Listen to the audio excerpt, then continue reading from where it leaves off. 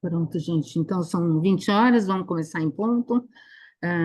De qualquer forma, quem não está aqui presente, essa live vai ser gravada, né? E a intenção dessa live, a Associação dos Voluntários da Saúde é uma associação que tem feito realmente diferença na saúde filantrópica no Brasil. Então, a ideia da associação, ela foi fundada para ajudar e contribuir com a gestão dos hospitais filantrópicos. E estamos aqui, eu faço parte do GT, do Grupo de Trabalho de Estratégia e Governança, e nesse momento o Grupo de Estratégia e Governança, ele escolheu alguns temas, e um deles, dos temas votados, foi a inovação na saúde, e a ideia é a gente fazer um debate que vai ser enriquecedor para todos os líderes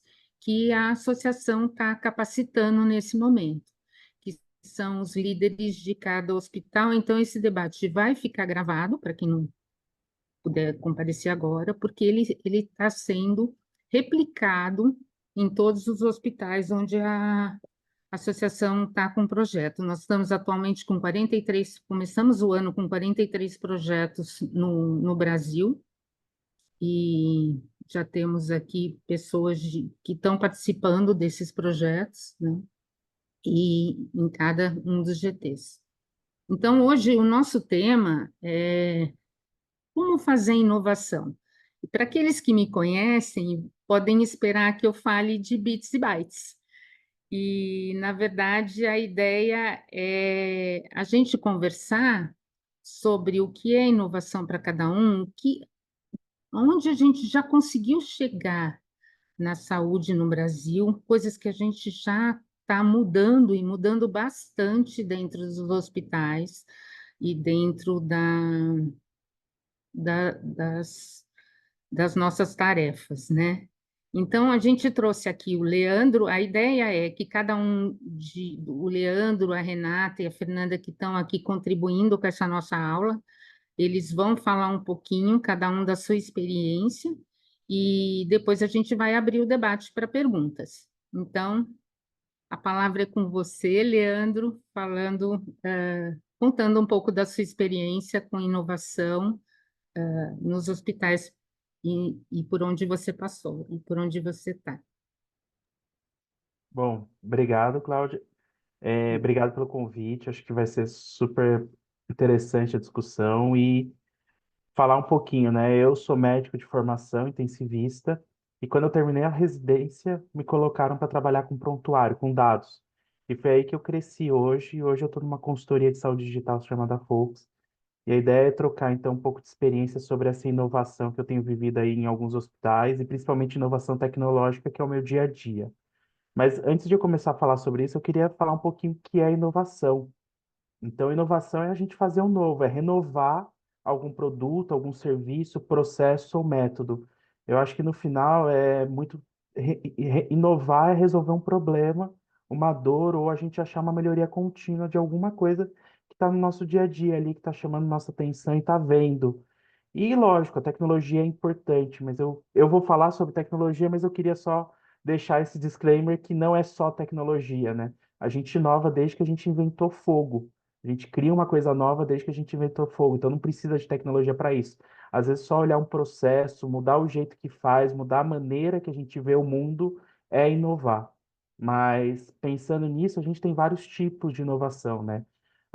Eu gosto dessa classificação. A gente tem a inovação de produto, que é quando a gente tem algum produto e a gente melhora ele. A gente tem a inovação de processo. Acho que a Renata vai entrar bastante nisso, que a acreditação é inovar processo, é melhorar processo. A gente tem uma inovação disruptiva, que é quando a gente muda tudo. Então, o iPhone, né, foi isso. A gente tem as inovações abertas, que é quando a gente compartilha com outras pessoas e deixa o mundo criar.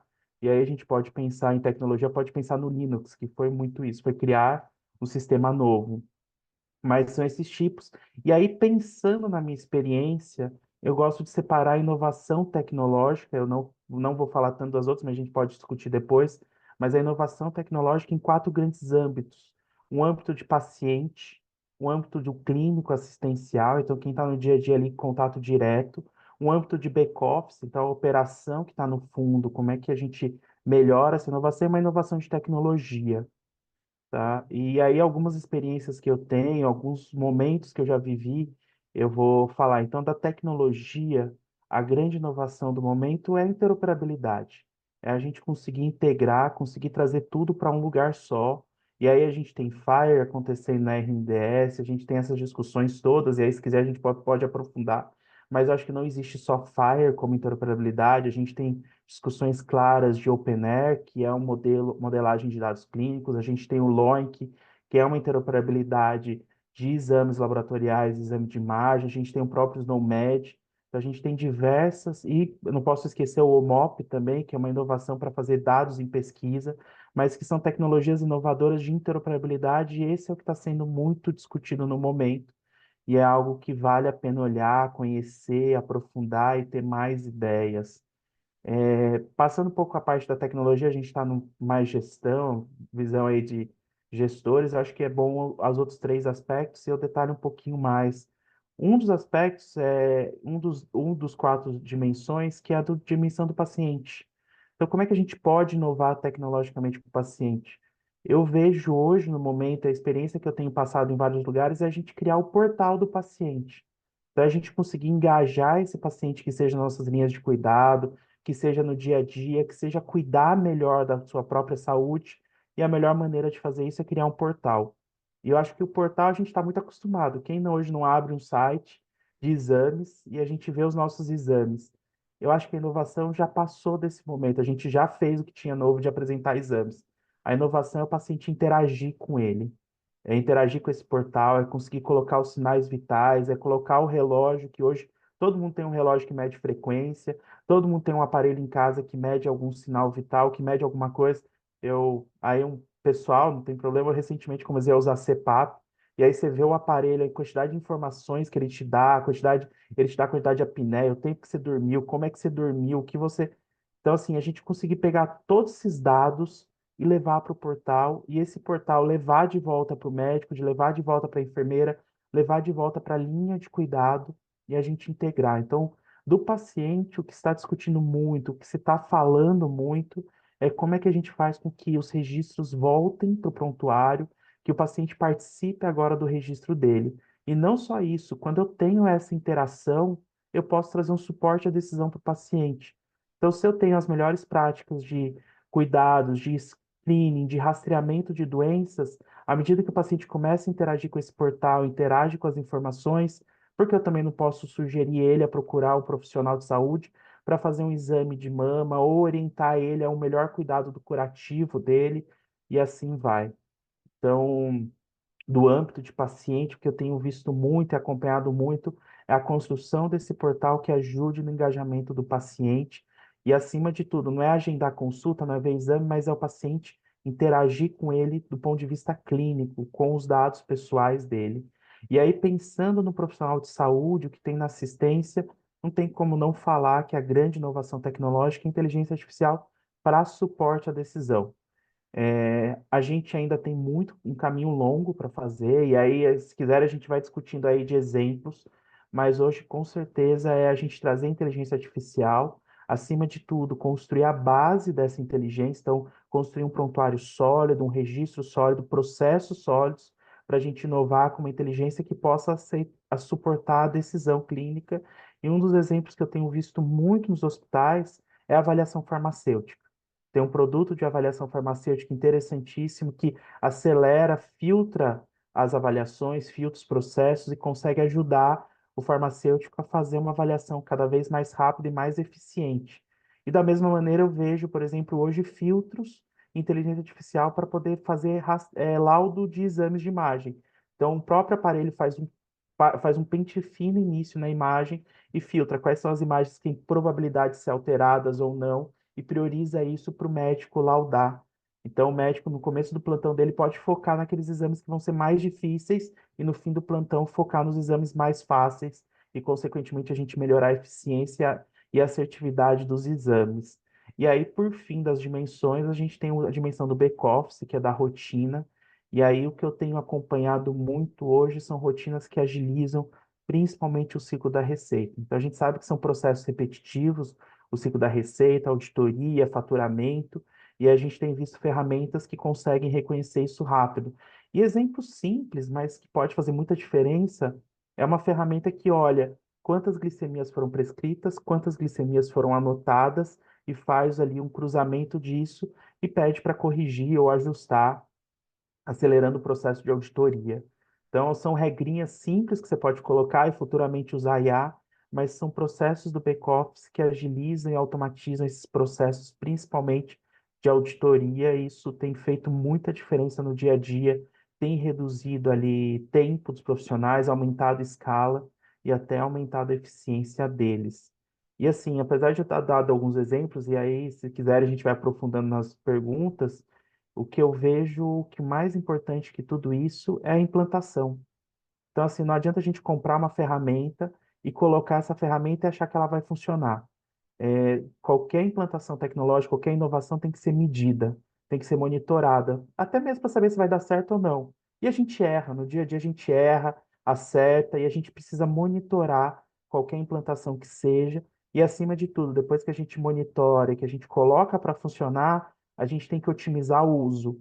Eu vejo muitos lugares que eu já passei, às vezes eles implantam uma ferramenta, nem otimizam o uso, já querem implantar outra ferramenta, querem e vão implantando processos e inovações uma atrás da outra, em vez de otimizar o máximo possível aquela.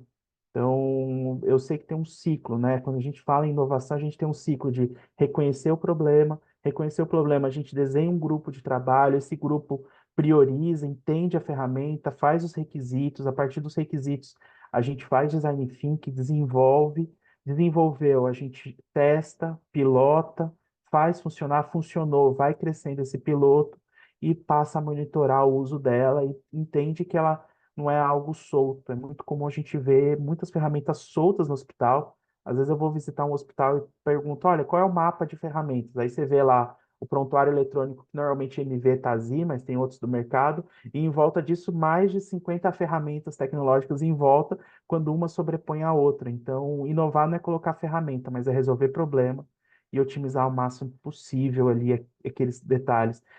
E aí eu acho que pensando nisso, a gente, lógico, nesse processo todo, a gente tem gestão de mudança, gestão de cultura, e aí eu vou deixar para a Fernanda falar um pouquinho bastante sobre isso, mas eu queria só começar falando alguns exemplos, começar entendendo o que é inovação e ficar aberto para discussão. Super obrigada, Leandro. Que bom a gente ouvir um médico falar de interoperabilidade, né? Então, acho que a gente já está bem a caminho de muita inovação por aqui.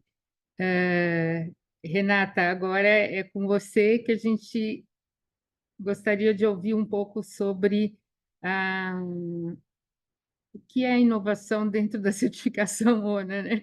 Ou um pouco mais sobre qualidade também. Ok, Renata tem boa muito para contar. noite. Para os que não me conhecem ainda, eu sou Renata Buvuto. Já tive a oportunidade de trabalhar em alguns momentos com a Cláudia, e é uma honra poder estar aqui dividindo esse momento com essas pessoas tão incríveis que eu admiro. Então, eu sou bióloga de formação, eu comecei a minha vida profissional na bancada de laboratório, e num momento onde o laboratório que eu trabalhava foi buscar a certificação, eu fui picada pelo bichinho da qualidade e é um caminho sem volta, né? A partir daí eu fui me desenvolver fazendo gestão, uma pós-graduação em gestão da qualidade em saúde. Acho que quem nasce para trabalhar na saúde nasce com o dom. E a partir daí eu fui conhecer a metodologia ONA, me tornei uma avaliadora ONA, e desde 2007 eu estou nesse caminho de qualidade e de avaliações. Então, hoje eu estou vinculada a uma instituição acreditadora que é o IQG, estou há 17 anos compondo o quadro de avaliadores lá. E é uma honra para mim falar de ONA e uma delícia, porque é o meu dia a dia também, né? Hoje eu atuo na gestão de laboratórios, mas contribuo sempre que eu posso com as avaliações. Então, dentro do que a gente traz de conceito, né, da certificação ONA, acredito que a maioria de vocês conhecem ou já ouviram falar, né? A primeira e única certificação brasileira. Ela é certificada também pela ISCO, que é um órgão internacional, e ela tem bastante relevância no mercado de saúde, porque ela também contribui para que os hospitais possam ter aí um diferencial, né? Não só um diferencial competitivo, mas principalmente um diferencial de assistência. Então, o Dr. Leandro já trouxe os conceitos de inovação, mas para quem faz avaliação do sistema de saúde dentro da metodologia ONA, a gente também tem um conceito, né? A metodologia ONA, para quem não tem tanta familiaridade, ela é estruturada em 3 níveis. Então, nível 1, que a gente chama nível de estrutura, nível 2 de processos e nível 3 de excelência, de resultados, né? E ela é uma avaliação que a gente não faz por níveis, a gente faz de forma transversal, entendendo se a estrutura está adequada para a demanda e para o perfil, né? Se os processos eles estão interligados e convergindo para um atendimento centrado no paciente, e com isso a gente tem os resultados desses processos, que são resultados de excelências quando feita uma boa gestão disso tudo, né? Então, dentro do manual da ONA, a gente tem a cultura de inovação, que é promover um ambiente favorável e melhoria do desempenho. E aí, quando a gente fala de melhoria do desempenho, não tem como não falar de melhoria contínua, né? E a melhoria contínua é você ter a visão do seu negócio, analisar todos os dados que são gerados e, a partir daí, fazer a transformação. Então, quando a Cláudia me chamou para falar de inovação, a primeira coisa que a gente tem em mente quando ouve a palavra inovação é inovação tecnológica, né? É o que mais se fala por aí. E quando a gente está avaliando as instituições, e principalmente instituições que são voltadas para o mercado público, né? A gente sabe que seria um desafio ainda maior se a gente considerasse a inovação só como inovação tecnológica, entendendo que a gente avalia todos os estados do Brasil, né? A ONA tem instituições acreditadas em todas as regiões, Norte, Nordeste, Sul, Sudeste, que é a maioria, obviamente, né? E também no Centro-Oeste, e são realidades muito diferentes. Então, a gente busca a inovação dentro desse conceito de melhoria contínua. E dentro desse conceito de melhoria contínua, é essa visão de processo, né? Essa visão de fluxo assistencial, essa visão de governança clínica, né? O que está estruturado na gestão e na estratégia é o que vai ser cascateado para os processos para que eles desenvolvam os seus produtos e consigam chegar em resultados de excelência. E muitas vezes é esse olhar de um ângulo diferente que vai trazer a oportunidade dessa melhoria. É olhar, por exemplo, um indicador assistencial, ou olhar um protocolo que foi definido a partir do perfil daquela instituição e entender se eu não estou tendo resultado, o que é que eu posso fazer de diferente aqui? E que muitas vezes independe tanto da questão financeira quanto da questão tecnológica. A gente tem a oportunidade de conhecer várias instituições nesse processo de avaliação, e eu acho que a palavra que mais combina com inovação é criatividade, né? É o olhar abrangente, né? Deixar de olhar só o seu pedacinho. Então, quando a gente fala de protocolo, por exemplo, a gente fala de um protocolo de dor torácica, e a gente estabelece os tempos que vai monitorar desse protocolo, porque eu espero que ao final dessa linha de atendimento, onde eu coloco esse paciente, o resultado assistencial dele a gente espera que seja um resultado positivo. Então, falando um pouquinho da área que eu conheço, mais profundamente que é o laboratório, muitas vezes a gente coloca um tempo entre a coleta de um exame e a entrega de um resultado, e todos os meses, quando a gente vai avaliar o resultado daquele protocolo, ele não está bom. E quando a gente busca a causa disso, na verdade, o que aconteceu muitas vezes foi uma falta de comunicação, né? O laboratório não tinha um equipamento que pudesse me atender nesse tempo. Ou, muitas vezes, o acordo entre as partes, quem coleta e quem processa, talvez não tenha ficado tão claro. Então, quando a gente consegue olhar para esse processo e entender quais são as oportunidades que eu tenho de mudança, muitas vezes a minha inovação está aí. Outro case bem interessante que eu já vi e que as pessoas falam, nossa, como é que eu vou fazer inovação aqui? Como é que eu vou promover melhoria contínua? A gente tem poucas pessoas, a gente tem verba restrita. E muitas vezes é o olhar para o que eu posso fazer de diferente, né? Então, a gente viu um case de um saque, uma instituição tinha grandes problemas de agendamento, e com uma ação bem simples de focar nas pessoas que atendiam o telefone e deixá-las num ambiente, e as demais que faziam a comunicação por outros métodos, por exemplo, pelo WhatsApp, eles fizeram uma modificação dessas pessoas trabalharem em home office. E isso, além de trazer uma produtividade muito maior, ainda trouxe uma redução de custo na estrutura do custo fixo, né? E a partir daí você consegue redimensionar muitas vezes esse custo para outras partes que precisam mais, né? Então, a melhoria contínua nada mais é do que você olhar para o resultado que você estabeleceu para a sua linha de cuidado, para o seu fluxo assistencial, para o seu processo, e pensar o que a gente pode fazer de diferente, que eu não aumente o meu custo, que eu aumente a minha efetividade. E isso, aí eu já vou entrar um pouquinho no gancho da Fernanda, que fala muito bem sobre isso, né? É o quanto a gente consegue se comunicar, né? É o quanto a gente consegue fazer essa conversa sem que haja ruídos, que todos se sintam parte, porque são os vários saberes que constroem um resultado de excelência, né? Então,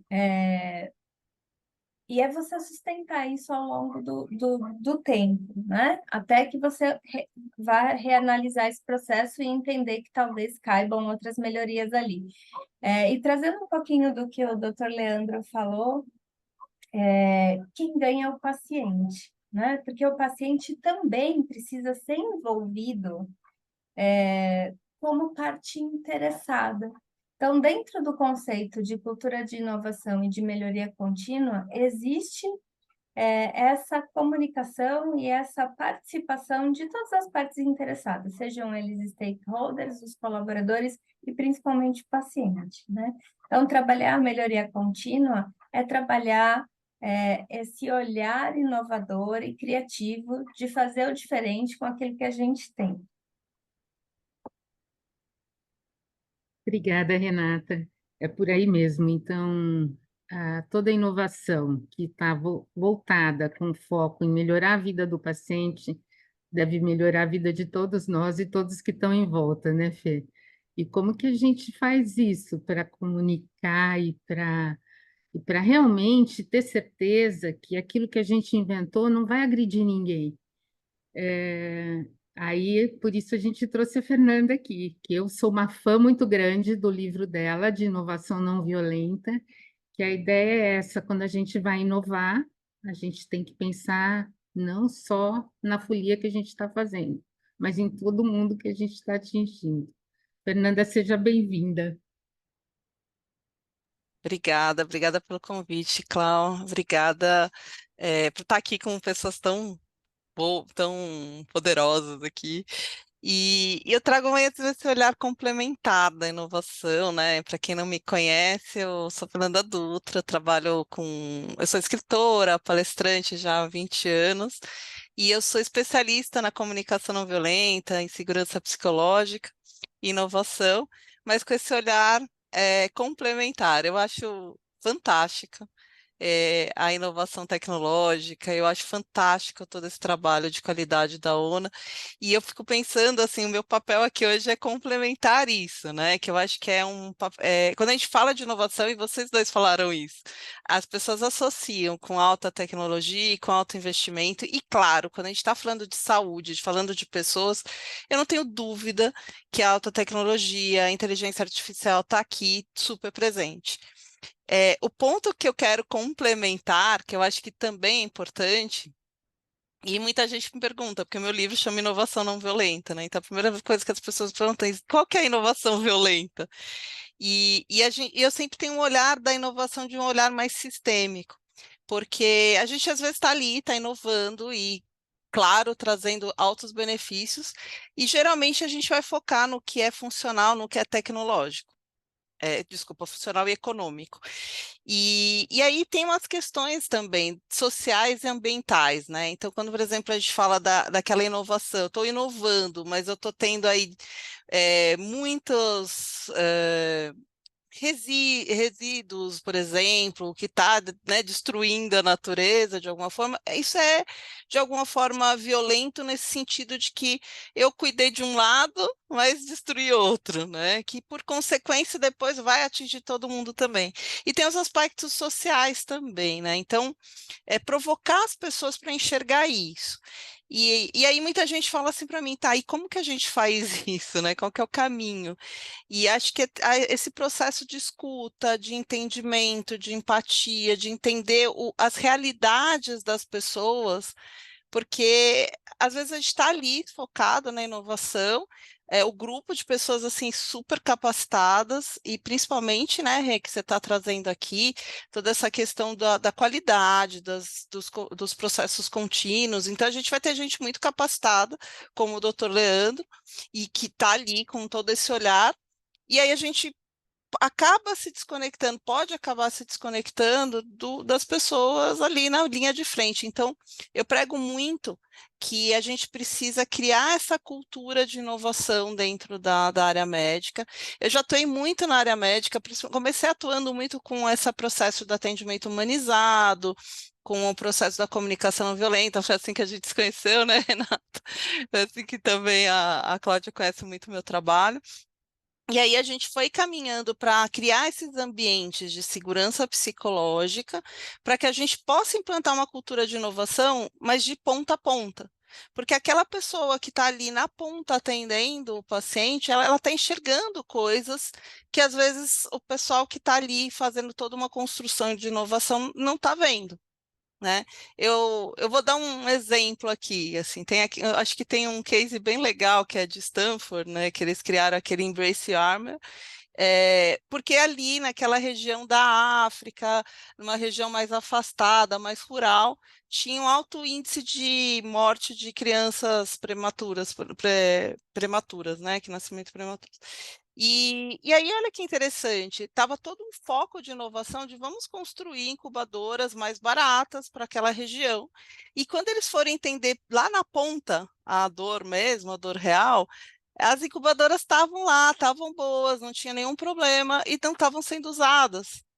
Então, eles falaram, peraí, tem algo errado aqui, né? Se não é o problema de ter incubadora, então é problema de você fazer a manutenção, também não era. E quando eles foram para campo, eles descobriram que, na verdade, aqueles campos rurais eram comunidades, vilarejos que ficavam a 50 quilômetros de distância dos hospitais. As, as grávidas, o único transporte que elas tinham para chegar nesses hospitais é aquela motoca boda-boda, sabe? Que é uma coisa, assim, absurda, né, delas chegarem naquilo. Então, o que que é que precisava? Na verdade, não era criar uma incubadora mais barata, era criar um dispositivo de aquecimento para os bebês que chegassem nesses vilarejos. E esse Embrace-Armor, ele é quase, para quem nunca viu, assim, ele é como se fosse um saco de dormir, um saco, né, de dormir, assim, ele esquenta, né, ele fornece o calor ali para o recém-nascido, prematuro, de uma maneira extremamente eficaz, com baixo custo mesmo, e simples, uma inovação simples, não é algo absurdo, né? É, e o mais interessante, com material sustentável. Então, se você vê, por exemplo, essa inovação está atingindo um aspecto social, um aspecto sustentável, com baixo recurso, não é uma alta tecnologia, não é um alto investimento. Então, essa provocação da inovação não violenta, ela provoca que a gente, eu falo que são 4 etapas, né? Então, é provocar que todas as pessoas dentro daquela área da saúde sejam agentes de inovação. Doutor, eu gostei muito do que você falou, né? Inovação é uma nova ação, é uma nova ação sobre algo. Então, qualquer nova ação que eu posso fazer dentro daquela vivência que eu estou percebendo todos os dias. Então, é provocar que todas as pessoas tenham essa postura mais protagonista, que sejam pessoas que se importem, queiram compartilhar da vivência ali, de coisas que elas estão percebendo. A gente vai precisar trabalhar, sim, a comunicação não violenta, porque é importante trabalhar esses aspectos de empatia, da vulnerabilidade, de cultura de troca, até porque a gente vai trabalhar, às vezes, com alguém que acabou de entrar, que está fazendo um atendimento ali, a pessoa tem uma grande sacada, ela vai ser escutada, ela vai ter um lugar de fala. Vem provocar essa cultura, né, doutor? Que você falou, vou deixar para falar da cultura aqui, que é a minha provocação, né? E aí, como que a gente cria esse ambiente, que é a terceira etapa, né? Então, como que eu crio esse ambiente de segurança psicológica? Então, tem alguns estágios para isso. Então, tem um senso de pertencimento, que todos possam ter esse lugar de fala, que todos possam participar, que as pessoas se sintam agente de inovação.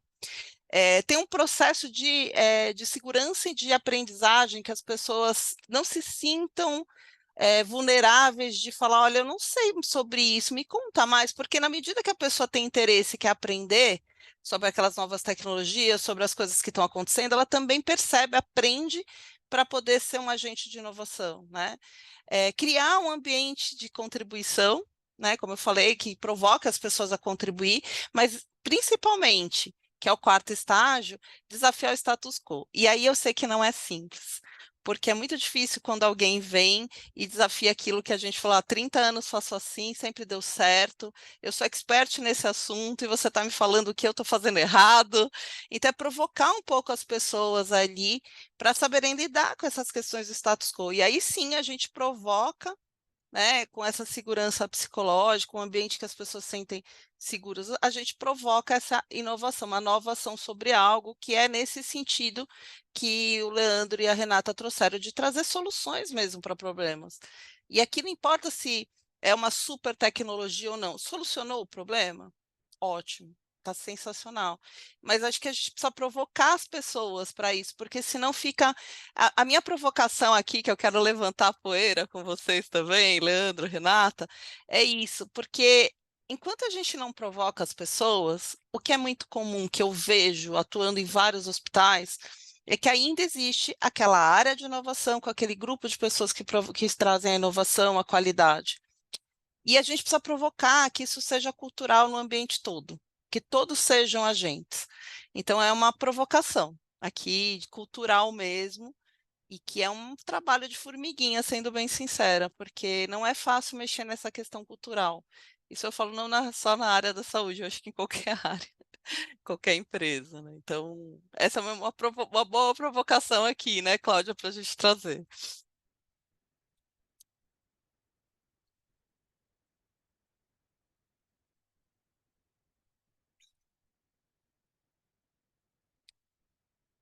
Cláudia, você está sem áudio. Voltei aqui, então. Gostei das suas provocações. Bom, o debate todo é uma provocação. Parece que o Leandro quer falar mais uma coisinha e quer fazer pergunta para Bora. vocês duas. Bora, Leandro! Não, eu fiquei ouvindo vocês falarem e foi muito interessante que algumas coisas vieram na minha cabeça. Tem um evento que é internacional, que é a RINSA, eu gosto de si, e teve uma vez que eles trouxeram, e aí eu não conheço nenhuma instituição mais hierarquizada que militar. E eles Verdade. trouxeram na época, se você pensar o militar top, eles trouxeram Top Guns para falar de como é que funciona a gestão dentro do Congresso, eles trouxeram para falar como os Top Guns funcionam, que são aqueles ases indomáveis, né? O filme. E é muito interessante que depois de qualquer missão, eles falavam que eles tinham um debriefing. E que esse debriefing todo mundo tinha lugar de fala. Não importava Legal. se ele fosse o cara que estava começando na carreira, ou se fosse o piloto, ou se fosse o capitão, fosse o brigadeiro. Todo mundo tirava a patente antes de entrar na sala e todo mundo podia falar à vontade. Falar o que achou que deu errado, o que achou que deu certo, o que poderia fazer diferente. Isso foi muito Sensacional. marcante para mim. E lembro que você acabou de falar, né? Que todo mundo tem que ter lugar de fala, todo mundo tem que olhar, e que eu penso que inovação depende da maturidade de cada lugar, e conecto com o que a Renata disse, criatividade. A criatividade pode surgir de qualquer um. Você tem que deixar todo mundo falar mesmo, né? E isso é muito interessante. E aí, conectando esse assunto também, você falou da não violenta, de não agredir mais. Esse ano na RINS eles discutiram muito de como a gente vai fazer inovação tecnológica que não agrida a natureza. Um servidor, para fazer funcionar uma inteligência artificial, ele gasta energia. E a Verdade. energia não é para processar a informação, a energia é para esfriar a informação, é esfriar o processador. E aí eles estão começando a pensar, tá, mas eu esfrio usando ar-condicionado. Ar-condicionado aumenta aquecimento global. Como é que eu Nossa. posso evitar isso? Será que é aquela coisa, eu jogo o meu servidor no gelo, eu jogo embaixo d'água? Tem gente pensando na coisa maluca de jogar na Lua, para ser um lugar que esfrie menos e que tenha mais segurança da informação. Estou só aqui viajando, mas está começando a se discutir na tecnologia como é que eu faço inovação tecnológica sem agredir a natureza, que é o que você está falando. Às vezes, algumas coisas que você coloca são muito mais agressivas. Blockchain, apesar de ser muito legal a teoria, é uma tecnologia que gasta energia até não poder mais. Então, por isso que ela tem uma dificuldade de crescer e de escalar, e está se pensando nisso. E aí eu fiquei olhando vocês falando de melhoria contínua. Toda vez que eu vou falar em inovação, vou em algum lugar, sempre falam que tem aqueles resistentes, né? Que são os late adopter, ou que são, e aí ainda sempre culpam um idoso médico que não quer aceitar alguma coisa. Mas sempre põem sempre pela idade, mas eu não acho que é tão verdade. Mas eu queria ouvir de vocês.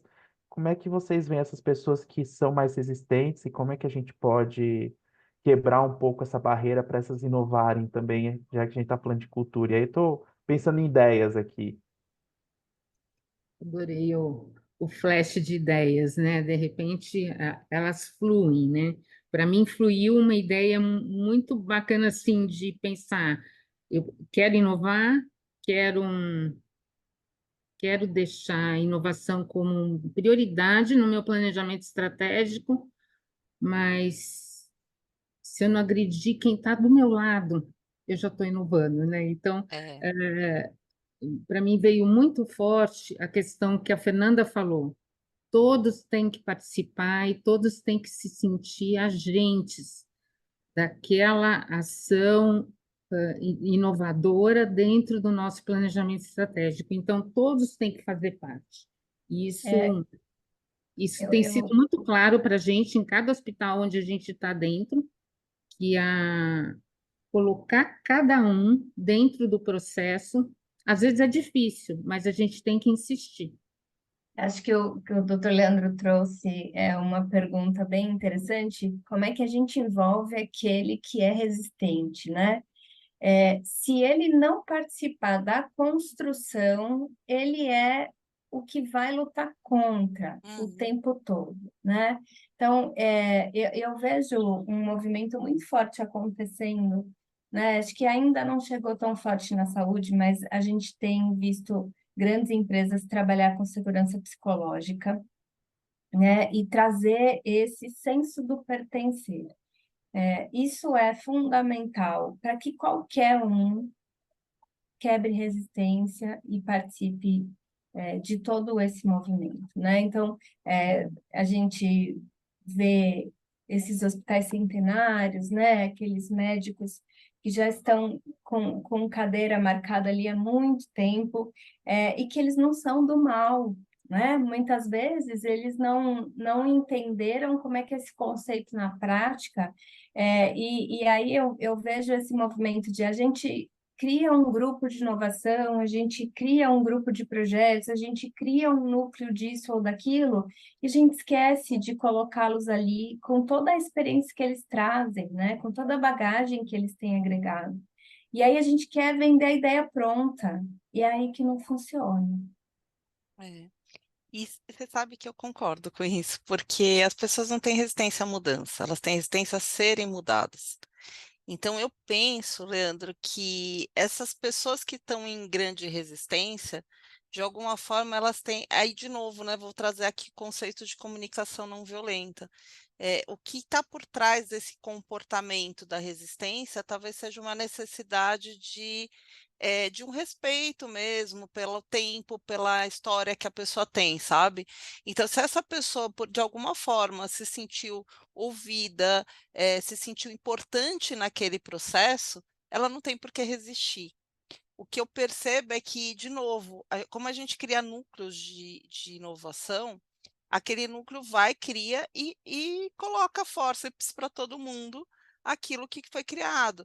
E a partir do momento que as pessoas começam a sentir que elas são agentes, que elas coparticipam, e principalmente essas pessoas chaves, que são pessoas que trazem uma experiência, uma bagagem importante para o meio, precisam ser colocadas ali com um respeito especial, né? Então, de novo, eu acho que é provocar as pessoas. E aí, você falou uma coisa legal, Renata, que é o senso de pertencimento, e aí eu vou fazer umas provocações. Porque, por exemplo, inovação na saúde, a gente tem falado muito de rede de saúde comunitária, né? Então, a gente criar redes que ajudem as pessoas na prevenção, no cuidado, na conscientização. E esses tipos de rede comunitárias, as pessoas podiam ser estimuladas a ter dentro, né, dentro dos seus trabalhos, porque o que que acontece? A pessoa muito ali, né, eu vim, fiz minha parte, vou embora, deu meu turno, vou embora. Tem muito ainda esse modelo mental, né? Então, provocar que as pessoas façam parte, sejam agentes, provoquem. E esse senso de pertencimento, tenho mais uma provocação para fazer com vocês, que aí eu vou trazer um tema que é o capacitismo. Eu vejo pouco, ainda muito pouco, pessoas com deficiência na rede, nos hospitais, né, e tal. Claro que tem que pôr a pessoa certa no lugar certo, dependendo, né, da sua deficiência, mas precisa ter mais também, né? Assim, não, a gente não pode criar só uma questão de porque a questão do capacitismo, será que a gente não coloca assim essas pessoas também como pessoas que estão incapazes? Será que a inovação também não pode provocar que a gente reveja esses modelos mentais? Eu quero ouvir um pouco vocês. Estou provocando, tá? Eu posso até estar falando besteira. Pode ser que vocês me falem, não, agora tem um índice alto de pessoas com deficiência. Isso é uma percepção minha, né, de quem vem de fora, dá os treinamentos, faz as capacitações. Eu vejo pouco. Eu Então, eu acho que queria isso ouvir um pouquinho. também é cultural, sabe, Fernanda? É, A gente tem aí por lei a cota, né, de sim. pessoas com deficiência, e a grande maioria das empresas não conseguem cumprir essa cota, né? E muitas vezes são autuadas pelo Ministério do Trabalho, e tem multa envolvida. Mas o que eu vejo, né, é que esse olhar de que ele é capaz ainda está longe, Eu né? sei. A gente vê as empresas ofertando as vagas mais baixas, né? Com salários mais Isso. baixos. Aquele, por exemplo, que não vai aparecer para o público, né? O que fica no back-office. Isso acaba fazendo com que o candidato ele se sinta excluído, né? Uhum. Eu tô aqui, mas eu não tô, porque a minha cara não aparece, eu não tenho muitas vezes crescimento dentro da empresa, né? Não faz parte ali do programa de cargos e salários. Então, eu acho que Isso também é uma provocação que cabe a nós levar aonde quer que a gente vá, né? Despertar esse olhar. E aí a gente está falando de tecnologia, né, Renato? A gente está falando de inovação. A gente sabe que a gente tem condição, além da questão do capacitismo, que é fato, né? Porque, por exemplo, uma pessoa com deficiência auditiva, ela não vai atender. Depende, né? Se ela tiver com o aparelho, ainda eu acho que não vai ter problema nenhum. Mas assim, ela não vai fazer um atendimento telefônico, mas ela não vai mudar nada em algumas outras questões que ela pode fazer, enfim. Tem a questão capacitismo, mas tem a questão também de usar, de mostrar, né, de ser o exemplo para as pessoas de como que eu estou usando a tecnologia para que essas pessoas também façam parte, né? Então, essa é a minha provocação quando eu falo da não violência, sabe? Doutora, eu quero ouvir você também, porque é claro que eu é claro que a questão da qualidade, da tecnologia, de tudo isso, eu sou encantada com a inovação, sou mesmo. Quando eu vejo, assim, um robô fazendo uma cirurgia, eu acho aquilo, eu acho aquilo incrível, assim, sabe? E aí, minha provocação é, além disso, o que que a gente pode provocar de olhar, sabe, essas questões sociais, ambientais, como que a gente pode olhar esse olhar mais sistêmico, atingir essas classes sociais mais baixas, né? Porque muito dessa alta tecnologia ainda estão nos hospitais mais renomados, né? Que não vai atender todo mundo. Então, essas provocações eu gosto de fazer porque eu acho importante também, né? E eu quero ouvir um pouco vocês, que eu estou aqui para provocar também. Inclusive, a partir de agora, está aberto para Para perguntas. as Quem quiser fazer pessoas, pergunta aqui através do chat ou até levantar a mão eu acho que e ligar pode seu falar, microfone, inclusive. fica. Olha, já tem uma pergunta do Paulo Zamparoli Lima. Boa. Ele também faz parte da Associação dos Voluntários da Saúde, num grupo nosso de estratégia e governança. Criar ambiente de inovação tem que ter a participação da alta gestão. No dia a dia da média gerência e operação, eles têm espaço e tempo para contribuir de forma efetiva à alta gestão? Teria, Leandro? Eu vou pegar só um pouquinho da Fernanda rapidinho e já Ah, coloco aqui, tá, mas de novo. ela comentou sobre a inclusão e eu começo a ouvir isso e começo a lembrar que pelo menos a gente tem uma legislação que o autismo tem preferência na fila. É impressionante eu ver que eu vou implantar um sistema e quando eu falo isso, muita gente nem sabe que existe. O que eu quero dizer com isso é, acho que para a gente conseguir incluir essas pessoas, a primeira coisa a gente precisa mostrar que elas existem, precisa estar claro, elas precisam ganhar poder de fala para entrar, e com certeza ouvir elas vai ajudar com que a gente inove, faça melhores processos e até sistemas específicos para ele, por exemplo, um jeito melhor de se comunicar, como você falou, às vezes quem é cego consegue se comunicar via braille, e como é que isso pode virar voz hoje em dia, ou processamento natural, e aí várias outras inteligências. Mas eu acho que a gente ainda está num processo tão básico de ainda querer mostrar que as pessoas têm que ter voz, independente de quem seja, independente de. Eu vou pegar aquela plaquinha que tem no elevador, né? Sexo, raça, cor, que tem no elevador que não pode. Acho que a gente tem que começar a trazer isso à tona e mostrar que está diferente. Eu acho que a Sensacional. inovação, por incrível que pareça, ainda a gente está tão básico, mas é evidenciar que isso existe. E aí elas começar a dar voz para elas participarem. E aí, pensando na pergunta do Paulo, eu não vejo inovação sem a participação da autogestão. Eu A também gente não. não faz, e aí eu vou entrar um pouco em transformação digital. A minha área é transformação digital, muito mais do que qualquer outra coisa, e transformação digital a gente não faz se a autogestão não se engaja. A primeira coisa que se tem que ter é a alta liderança participando da transformação. Ela tem que falar eu quero, ela tem que colocar isso como foco estratégico e começar isso como primeiro. E o mais importante é entender o que é transformação. Transformação é errar, é aceitar, é esperar e não é método ágil que é rápido. Às vezes transformação não é rápida, algumas são demoram um pouquinho e a gente tem que dar tempo disso acontecer. Se a alta gestão não está com isso engajado, com isso claro, a gente não consegue inovar, não consegue transformar. É muito clássico, né? De a cada. É claro que não é esse número, mas todo mundo sempre fala, né? A cada 10 startups que eu invisto, uma só vai dar certo. Então, se a alta gestão não entende que a gente vai errar nesse meio do caminho da inovação, a gente tem medo de errar. Se eu tenho medo de errar, eu tenho medo de inovar. E eu nunca vou fazer diferente. Então, se a alta gestão não apoia essa diferença, é importante. E aí, consequentemente, isso ser passado para as pessoas que estão no meio do caminho, na média de gestão, na operação, isso descer de cima para baixo. Eu tenho uma experiência recente que a gente está tentando fazer transformação digital no hospital. A diretoria chega e fala: não, vamos fazer, vamos junto. Ah, tá bom. Agora eu preciso então que a inovação seja prioridade. Eu tenho aqui um projeto de inteligência artificial, a gente precisa que todo mundo se engaje. Ah, não, não, mas a gente precisa aumentar o hospital. Se eu tirar a pessoa para inovar, eu não consigo aumentar o hospital. Então eu preciso criar um leito novo, eu preciso criar uma ala nova.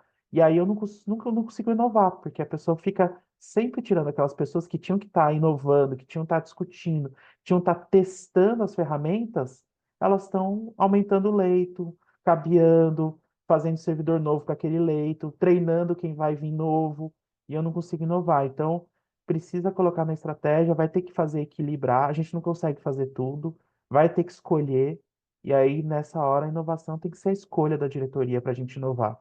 Se continuar sendo fazer o que a gente sempre está fazendo, às vezes a gente vai ficar sempre parando no meio do caminho. Não sei se ficou claro, mas precisa estar, e tem que ser prioridade. Na verdade, acho que a inovação ela tem que estar presente no modelo de gestão, né? Ela começa na construção da estratégia. Então, eu também não consigo ver inovação sem a participação da alta gestão. E eu falo mais para você, Paulo, não só inovação, qualquer ação, inclusive, assim, falar pela minha experiência, as minhas ações de capacitação, de desenvolvimento, quando não foi envolvida a alta gestão primeiro, não funcionou. Ficou muito bonito, muito bacana, mas utópico. Então, eu acho que qualquer movimento de transformação, seja por capacitação, pela inovação, pela mudança de cultura, a gente precisa começar pela autogestão, porque vai cascatear, vai trazer vai estimular que as pessoas abracem o processo, senão elas não acreditam naquilo. Então, E a às gente vezes o que pode vai chegar à acontecer. conclusão que sonho que se sonha junto é realidade, né, gente? Tem que ter alta gestão e tem que ter todas as formiguinhas, todo mundo junto. Senão a gente só a alta gestão sozinho, pelo jeito que a gente conversou aqui, também não resolve. E às vezes o que vai acontecer é a gente ter nicho. Eu já vi isso acontecer. Você tem um hospital grande lá, 400 leitos, que aí você fala: nossa, tem 10 leitos ali que é checagem à beira-leito, tirou o papel, funciona tudo bem, mas são 10 leitos. Você não tem um hospital inteiro de 400 leitos funcionando. E aí você fala: isso é inovação só naquele nicho, naquele cantinho ali? Até pode ser, mas você não trouxe benefício para o paciente que está passando pelo hospital, né? Nossa, sensacional, Leandro. É, Esse ponto, nem vou falar mais nada disso. Isso aí foi sensacional. E isso também, dentro da metodologia de certificação e de acreditação ONU, a gente vê muito isso, né? As ilhas de excelência. Então, e o paciente sabe disso, né? O paciente chega lá e diz: olha, é melhor ir naquele hospital na terça-feira, no período da tarde, porque o plantonista do PS ali é bom naquele horário, ou a melhor internação é a do quinto andar, e o que a gente tenta trazer como reflexão, e isso para a alta gestão, né, é que as ilhas de excelência, elas têm que servir de exemplo, mas isso precisa ser disseminado para o todo, né, porque um dos princípios da saúde é a equidade. Renata, eu vou falar uma coisa que, infelizmente, eu tenho muita experiência não só capacitando em hospitais, mas eu tive meu pai e minha mãe que faleceram de câncer e passei anos, né, vivendo muito em hospital, né? E isso que você está falando, eu tinha por vivência, porque às vezes eu ficava 30 dias no hospital, né? E eu revezava com a minha irmã, então eu dormia uma noite sim, uma sim, uma não. E eu sabia já quais eram os turnos, quem eram as pessoas que funcionava, que não funcionava, aqueles que sabiam escutar, que sabiam. Por que que eu falo que todos precisam ser agentes? Porque às vezes acontecem coisas, quando a gente fala de ser humano, não é um processo, né? Por mais que tenha todo um protocolo, tenha todo um trabalho claro, né, de cada doença, como fazer, o que tratar, tem situações que às vezes fogem mesmo do esperado, e eu falo isso pela minha experiência ali com meus pais, né? E às vezes fugia o padrão, fugia do esperado. E tinha situações que a pessoa simplesmente não sabia o que fazer. E às vezes parar para ouvir, até porque quem está ali todos os dias acompanhando como eu ficava, tinha situações que eu falava, eu já sei o que está acontecendo com ela, apesar de eu não ser leiga, não sou médica, não, né, não sou enfermeira, mas às vezes eu sabia porque eu conhecia a minha mãe, por exemplo. Então, eu acho que por isso que eu provoco muito essa coisa, Renata, da comunicação não violenta, porque não importa o saber, né? O importante é saber ouvir a pessoa que está ali. Tudo bem, eu sou leiga, mas eu sei como minha mãe funciona ali no dia a dia, né? Então, ouvir, dar essa voz, e eu senti essa diferença. Aqueles que paravam, davam voz, ouvia, falavam, não, entendi, ela funciona assim, então tá bom, vamos pensar aqui, vou falar com o médico, com a médica plantonista, enfim. Então, isso faz muita diferença. Mas a gente já Exato. percebia, né, Renata? Então, É. eu acho que essa é a questão da padronização, da equidade, e essa questão que o Leandro falou, dos nichos, porque aí você tem ali um nicho super Master Blaster e os outros ainda não, né? Então, as Exatamente. pessoas vão sentindo essa diferença e talvez não seja legal, né? Queria convidar o Everton, que também faz parte da Associação dos Voluntários da Saúde, para fazer a pergunta dele. Você consegue ligar seu microfone e falar, Everton, a sua pergunta? Eu acho que sim. Vamos ver se vocês me ouvem bem. Tudo certo? Sim, Perfeito. Boa noite, pessoal. Obrigado aí pelo tempo, pela oportunidade que a gente está tendo de compartilhar um pouco com vocês aí, receber um pouco de informação, principalmente nesse tema que bate na porta da gente todo dia e a gente nunca sabe se está fazendo a coisa certa, né? A gente sempre procura tatear um pouquinho.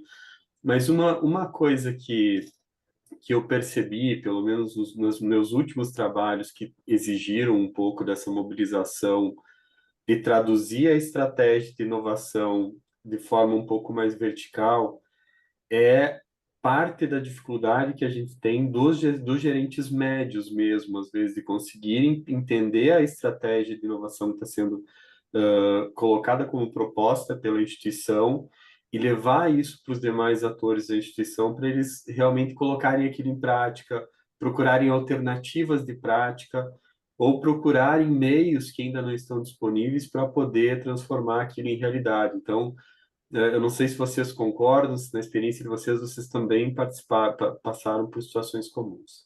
Muito obrigado, viu?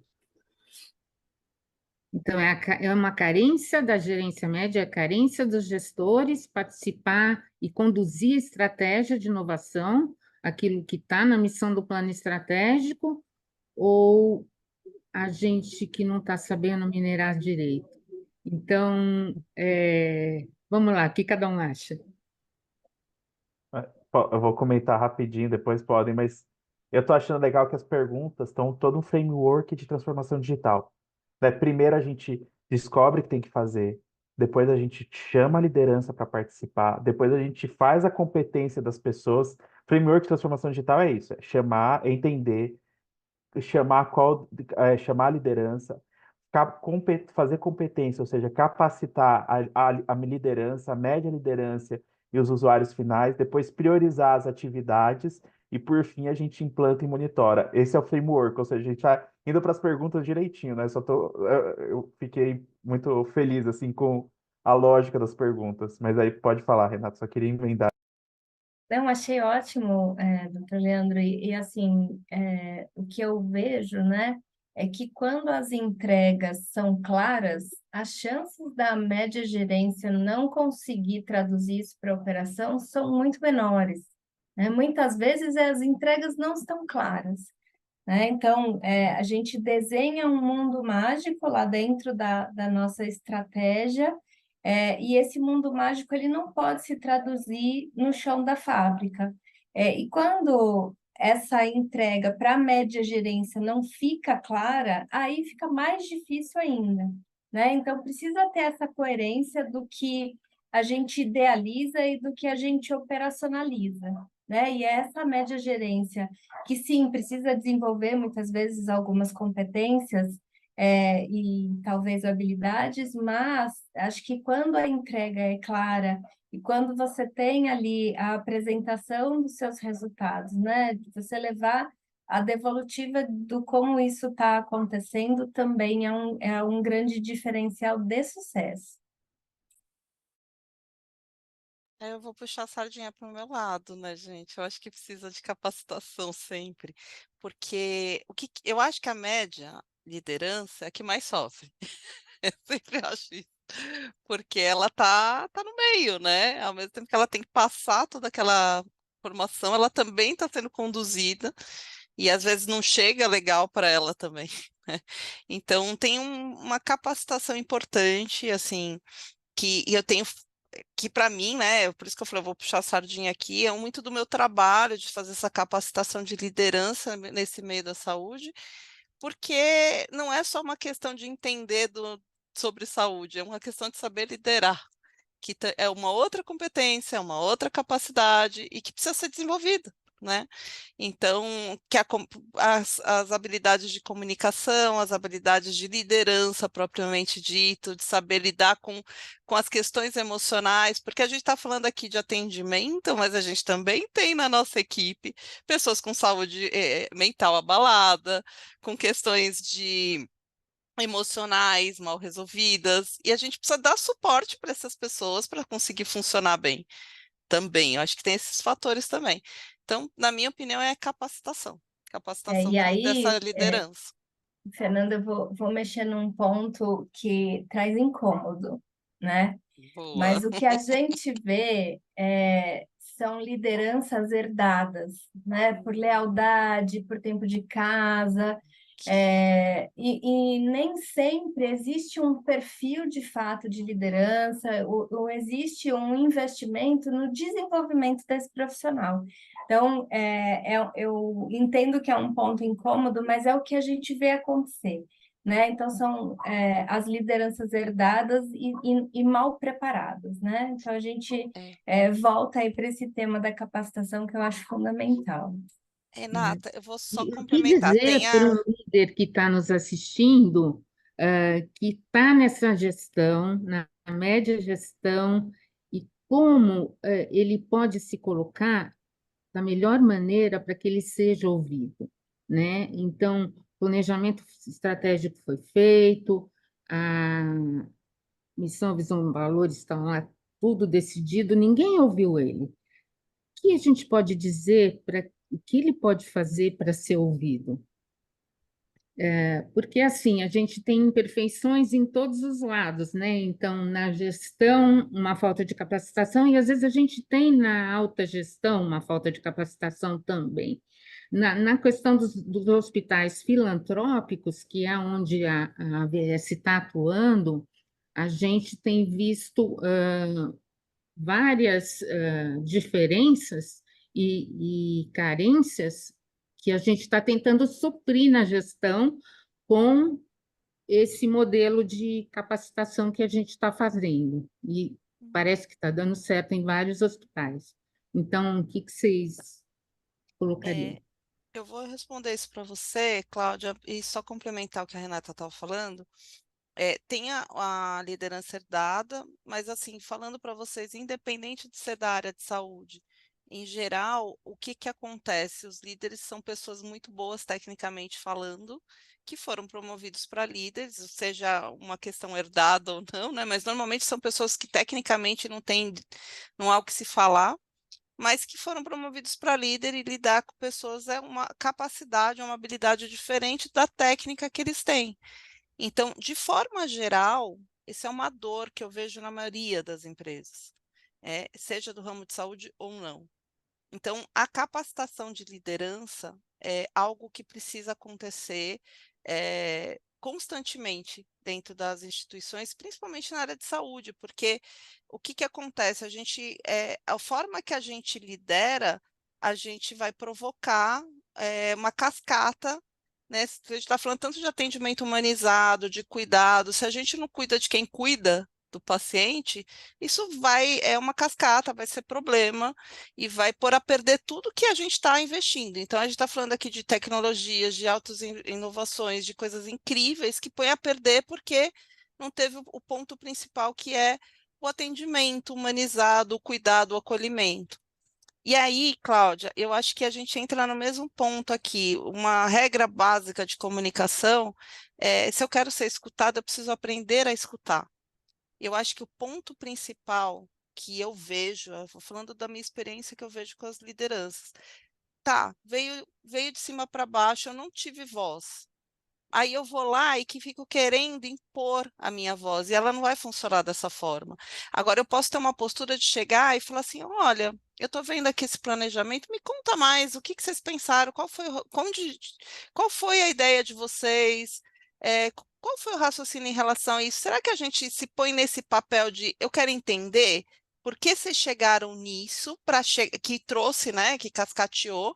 Porque se eu entender a alta direção, entender qual foi o raciocínio, eu posso, de repente, acompanhar este raciocínio e complementar com coisas que realmente sejam complementares, do que ficar tentando falar que não serve porque eu não fui ouvida. Porque o que eu vejo nas pessoas é assim: elas ficam reclamando que não foram ouvidas, ficam meio criando mais polêmica, ao invés de realmente querer entender. Tá bom, eu não fui ouvida por algum motivo. Então tá bom, me conta que eu vou replicar, vou colocar, mas até para eu replicar eu quero entender mais de onde que partiu, qual foi a ideia, o que que vocês pensaram. E aí, quando eu me ponho nesta postura, é natural do ser humano que, se você é uma pessoa que tem essa postura de ouve e respeita, as pessoas te ouvem e te respeitam. E você vai ganhando esse espaço com as outras pessoas. Então, eu diria que esse é um movimento básico da comunicação. E é interessante, né? Eu vou emendar aqui a Fernanda. Eu sou sistemático, né? Também, por trabalhar com tecnologia, eu sou certinho. Mas indo para a prática, eu vejo muito duas coisas, né? Primeiro, eu acho que as pessoas são técnicas, elas sobem, elas independente, porque às vezes elas ficam só olhando aquele quadradinho delas. Ou a gente vai treinar essas pessoas a verem além das paredes que eles estão trabalhando, ou a gente vai ter que contratar pessoas que consigam ver o todo, mesmo na média gerência. Então você vai ter que ter pessoas que conectam uma com a outra, porque o paciente é integral, ele não é só da UTI, ele não é só da internação, ele não é só do PS. Então será que tem alguém que transita entre todos esses lados? A qualidade muitas vezes é quem transita. E às vezes a qualidade é a equipe menor que tem no hospital. Às vezes você tem uma equipe gigantesca de UTI, fazendo tudo para UTI, e uma pessoa de qualidade, que era quem poderia estar no meio do caminho. Ou uma pessoa que conecta o negócio com a tecnologia da informação, e assim vai. Então, o primeiro ponto aqui, conectando, acho que às vezes tecnicamente elas são muito boas, mas elas também vivem muito naquele quadradinho delas. Então, ou a gente Concordo. faz com que elas cresçam, ou a gente vai colocar alguém que possa fazer essa interlocução entre todo mundo e ver o sistema como integral. Muitas vezes eu via isso acontecer, por exemplo, não, porque eu vou aumentar minha produção do pronto-socorro, ou vou aumentar minha produção da UTI. Quando você via a produção da UTI caía e a produção da internação subia, a produção da UTI e da internação caía. Eu não estou aumentando a produção do hospital. Para mim é importante aumentar a produção do hospital. Mas às vezes eu fico ali num jogo que as pessoas só vê o quadradinho. E aí o segundo ponto que é importante dessa competência, assim, é conectar. Nossa, me fugiu, mas era. Nossa, fugiu mesmo. Mas dessa competência que você falou. Peraí, a última palavra que você teve é. Nossa, Eu estou eu tentando lembrar o tinha. que eu falei também. Mas é essa competência assim, das pessoas saírem do quadrado e a questão Do ouvir, do do. saber respeitar, de onde É surgiu. o que eu ia falar bem sistemático. Às vezes, ouvir, saber falar é monitorar. Quantas vezes eu vejo alguém falar alguma coisa no serviço? Ah, porque tá ruim o cadastro. Tá, mas tá ruim o cadastro como?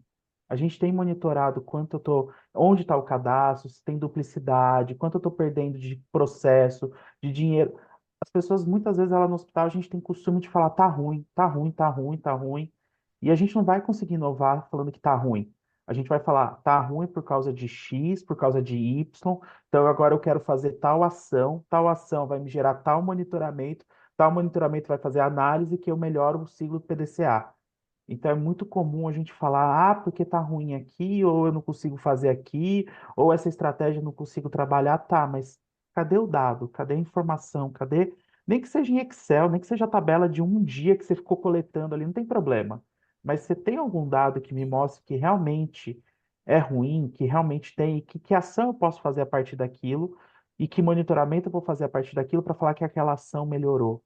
Eu acho que a gente também peca muitas vezes nessa competência, numa competência de melhoria contínua. E aí eu vou dar o gancho para a Renata, se ela vive muito isso, porque eu vejo isso É usar muito quando a gente menos fala. adjetivos e um pouquinho mais de números, né? É É, É, muito falta pouco, é bom clareza, ou né? ruim, Fica quanto? subjetivo e sem clareza na comunicação. Aí você Exato, fala, tá, vira só reclamação. exato. E quando você tem ali um excelente técnico, né, que é promovido a gestor, né, muitas vezes ele continua tão envolvido na operação que ele não consegue ter esse olhar de cima, né? Hoje a gente faz uma analogia com o olhar de drone, né? Então é sair ali daquele mundinho e olhar mesmo de outra perspectiva para entender que aquela parte que ele entrega, ela se conecta a outras, né? Então, acho que isso também é bastante importante, né? Perfeito. E a gente tem uma pergunta agora da Laura, que também é de Campinas. Hoje Campinas aqui está bombando. E para todo mundo aqui, não, a pergunta é específica para a Fernanda. Fernanda, houve uma época de humanização nas relações interpessoais, que gerou vários saltos na qualidade de gestão, da gestão e atendimento na saúde. Hoje vivemos uma era de sistematização e automação em vários processos e serviços que podem gerar dificuldades no relacionamento com o cliente. Neste caso, qual o caminho para lidar com a impaciência gerada em ambientes robotizados? Eu ainda batalho muito nesse ponto, Laura, porque a gente realmente tem uma dicotomia aí, né? Parece que assim, quanto mais a gente cria inovação tecnológica que são boas e necessárias, mais a gente automatiza coisas e torna menos humanizado o atendimento.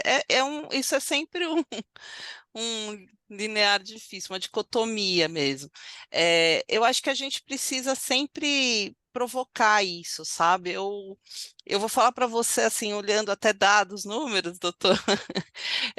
Às vezes a gente pega dados de NPS, por exemplo, né, para ver satisfação, e eu já tive, por exemplo, capacitações de comunicação não violenta. A gente capacitou ali um time com um NPS baixo de 25 pontos, e após a capacitação, logo em seguida, já subiu para 75 pontos.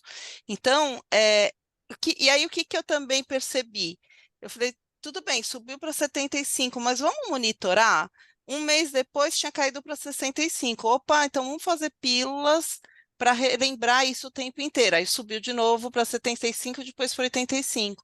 Então, monitorando até isso, eu acho que é uma coisa que a gente pode monitorar, doutor, que eu acho que é a gente começar a rever, porque o que acontece? Que também é natural no ser humano. A gente pega algum tema que fica super relevante, vamos lá, vamos tratar as pessoas com essa humanização, com essa empatia, com esse acolhimento, porque a gente está falando de um momento vulnerável, um momento que as pessoas precisam desse acolhimento. Legal. Capacita, as pessoas ficam alta nisso, depois baixa de novo. Então, é algo que precisa ser sempre retroalimentado, precisa ser sempre lembrado, porque a gente cai nisso, né? Eu tenho pessoas na família que trabalham na área da saúde e uma coisa que eu provoco em conversas assim de família, porque às vezes a pessoa está falando ali com, né? Todo dia ela vê aquelas situações, então ela vai ficando fria com aquilo. É fato, né? E aí, às vezes, ela me conta umas coisas, assim, minha cunhada, né? Ela me conta umas coisas, mó frieza, assim. Eu falei, nossa, tipo, né? Uma frieza. Ela é que é tão normal pra gente que a gente precisa acabar se protegendo. Eu sei, mas tem que tomar um cuidado, porque a linha é uma linha tênue da gente se tornar fria com aquilo. Para aquela pessoa é algo que é a vida da pessoa, é a vida de alguém da família, para você aquilo que é algo corriqueiro, é um procedimento, né? Então a gente tem que tomar muito cuidado com isso. E por isso que essa coisa da capacitação, ela é contínua. É sempre lembrando as pessoas para resgatar isso, porque senão fica robotizado, fica automatizado e de verdade é a pior coisa do mundo. É a pior coisa do mundo.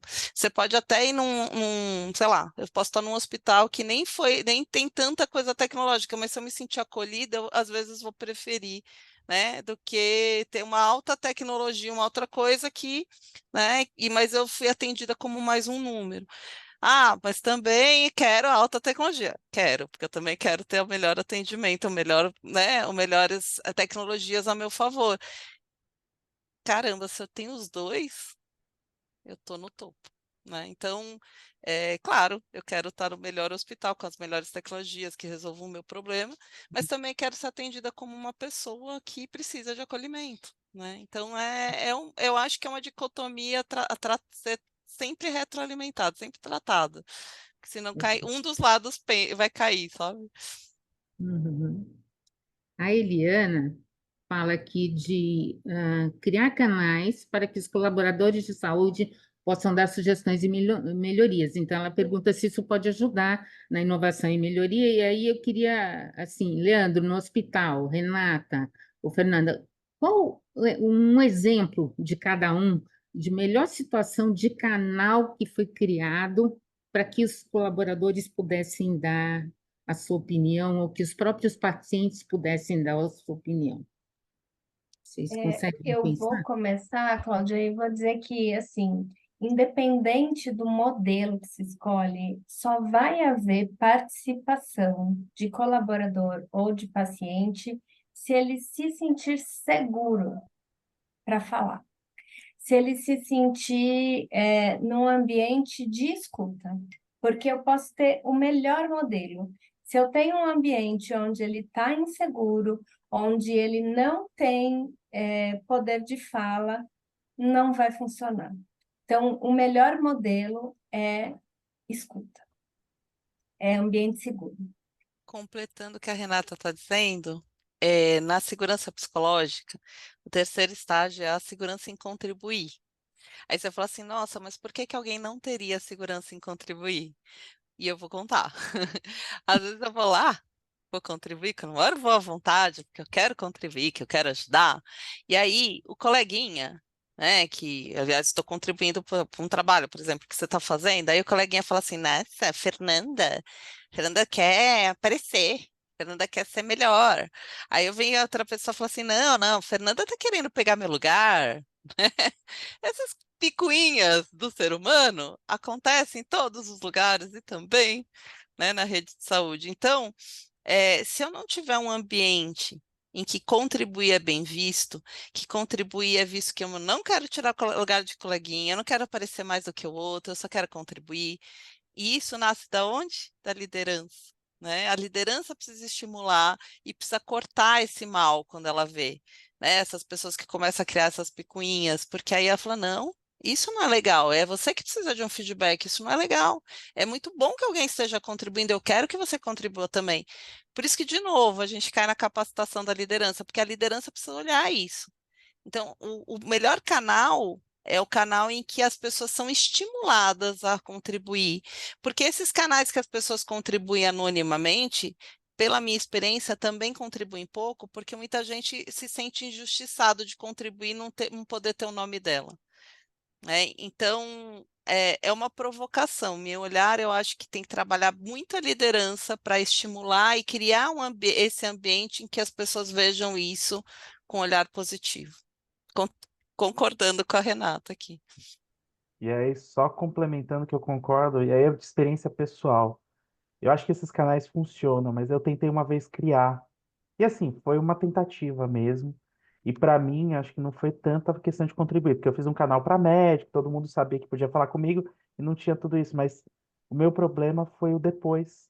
Eu tinha várias ideias, eu não conseguia colocá-las em prática.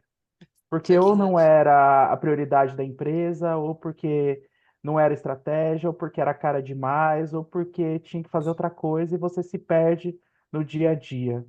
Então, acho que além de abrir esse lugar de fala, é mostrar para a pessoa que ela está sendo ouvida, que o que ela falou ou foi rejeitado por uma razão, ou foi aceita por outra, e que a gente vai construir junto e assim vai. Eu tive a experiência, eu tive que desligar o negócio em 3 meses. Esse projetinho que eu fiz, em 3 meses eu parei, porque as ideias que vinham eu não conseguia colocar nada em prática. Então, acho que Nossa, também é verdade. importante, assim, pode funcionar muito desde que faça parte da estratégia, desde que tenha pessoas dedicadas para resolver os problemas que vão vir. Priorizar, construir, fazer a lista, entender, mas fazer. E Se dá não for, retorno, se né, for, Leandro? é, E dá dar retorno retorno para mesmo quem que é a seja pessoa que recusado. isso, dá retorno, né? Né? Então, a dica que seria essa, funciona. A literatura mostra que funciona super bem. Na prática, acho que a gente vivencia esses problemas que a Renata, que a Fernanda e que eu vivenciei aqui junto. É. É porque frustra, né? A pessoa deu a ideia, ninguém dá retorno, não entra, a pessoa fala, isso aí não funciona, isso é só para, né, para falar que tem. Para resumir, acredito que cada líder aqui, que está aqui presente hoje, pode sair com essa pensamentozinho aqui. Será que eu estou ouvindo o suficiente? Será que eu estou ouvindo a minha alta gestão? Será que eu estou ouvindo os meus colaboradores, todos da minha equipe? Será que está todo mundo se sentindo seguro para falar o que pensa para mim?